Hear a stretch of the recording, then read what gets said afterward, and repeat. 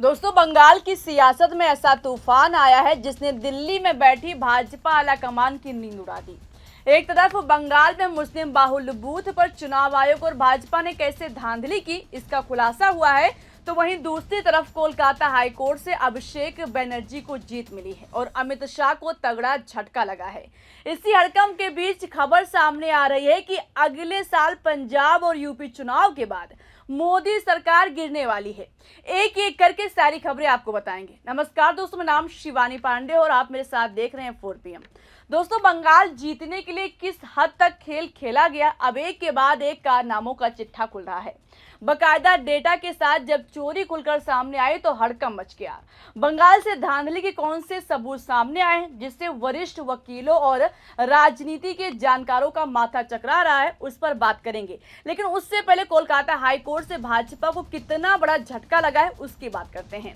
दोस्तों, आप देख रहे हैं कि जब से भाजपा की सरकार बनी है उसके बाद से टीएमसी नेताओं और कार्यकर्ताओं को टारगेट करके कार्रवाई हो रही है।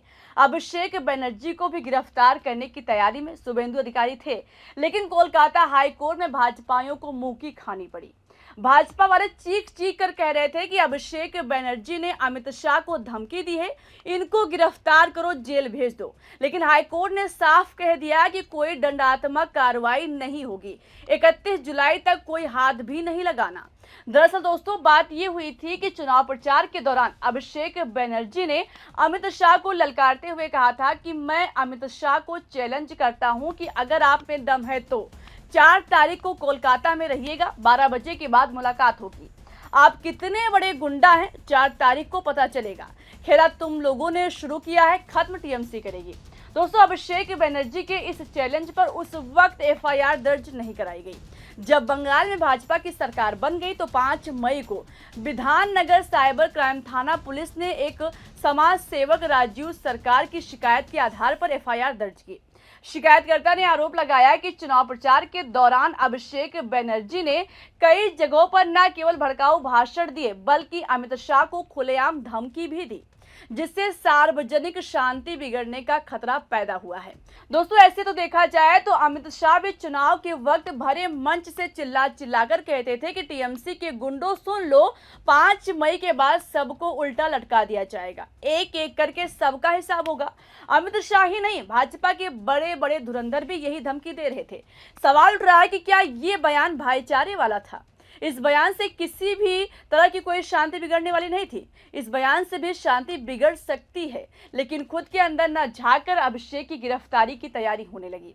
मगर उससे पहले अभिषेक ने हाईकोर्ट का रुख कर लिया, जहां उनको राहत मिल गई। कोर्ट ने कहा कि हमें ऐसा कहीं से नहीं लग रहा है कि इस समय अभिषेक बनर्जी को हिरासत में लेकर पूछताछ करने की जरूरत है, बल्कि बिना गिरफ्तारी के अभिषेक जांच में पुलिस की मदद कर सकते हैं और वो ऐसा करेंगे। लेकिन 31 जुलाई के पहले कोई उनको हाथ नहीं लगा सकता है। दोस्तों, एक तो इस खबर से भाजपाइयों का मुंह लटक गया और उधर अरविंद केजरीवाल ने भी गुजरात लॉबी की दुगदुगी बढ़ा दी है। उन्होंने भविष्यवाणी कर दी है कि मोदी सरकार बस 10 महीने के बाद गिरने वाली है। अब सवाल है कि क्या ममता बनर्जी और केजरीवाल मिलकर मोदी सरकार गिराने का कोई सीक्रेट प्लान तैयार कर रहे हैं? ऐसा क्यों? क्योंकि पहले ममता ने कहा कि दिल्ली की मोदी सरकार कुछ ही दिनों में जाने वाली है और अब केजरीवाल ने कहा कि मैं बड़ी जिम्मेदारी के साथ कह रहा हूं कि अगले साल फरवरी 2027 में पंजाब में तो बीजेपी का अश्वमेध का घोड़ा रुकेगा। साथ ही पंजाब का चुनाव मोदी सरकार के लिए आखिरी चुनाव साबित होगा। देश में मोदी सरकार गिरेगी। हालांकि उन्होंने कहा कि मुझे नहीं पता कि ये कैसे होगा, लेकिन ऐसा होगा। अब दोस्तों, टाइमिंग को लेकर सवाल खड़ा हो रहा है। 2 दिन पहले ममता ने सरकार गिराने की बात कही और अब केजरीवाल भी ऐसा ही दावा कर रहे हैं। इसलिए सवाल उठ रहा है कि क्या इंडिया गठबंधन एकजुट होकर मोदी सरकार गिराने का प्लान तैयार कर रहा है? क्योंकि ममता ये बात कह चुकी हैं कि इंडिया गठबंधन एकजुट हो गया है। बंगाल में टीएमसी की हार के बाद अखिलेश यादव ने भी मुलाकात करके कहा कि हम तुम्हारे साथ हैं। इसलिए सवाल खड़ा हो रहा है कि क्या ऐसा हो रहा है कि इंडिया गठबंधन मिलकर मोदी सरकार को गिराने की तैयारी में लगा है? हालांकि ये तो देखना होगा कि फरवरी 2027 के बाद क्या होता है, किसकी सरकार रहती है और किसकी सरकार जाती है। मगर जिस तरह से लगातार बहुत जल्द मोदी सरकार गिरने का दावा किया जा रहा है, ये गुजरात लॉबी के लिए अच्छे संकेत नहीं है। और बंगाल में तो भाजपा और चुनाव आयोग की मिलीभगत का खेल एक्सपोज होने लगा है। भाजपा और चुनाव आयोग की चोरी का सबूत तक सामने आ गया है। पश्चिम बंगाल विधानसभा चुनाव में राजारहाट न्यू टाउन सीट का नतीजा अंतिम चरण में पलटा गया है दोस्तों।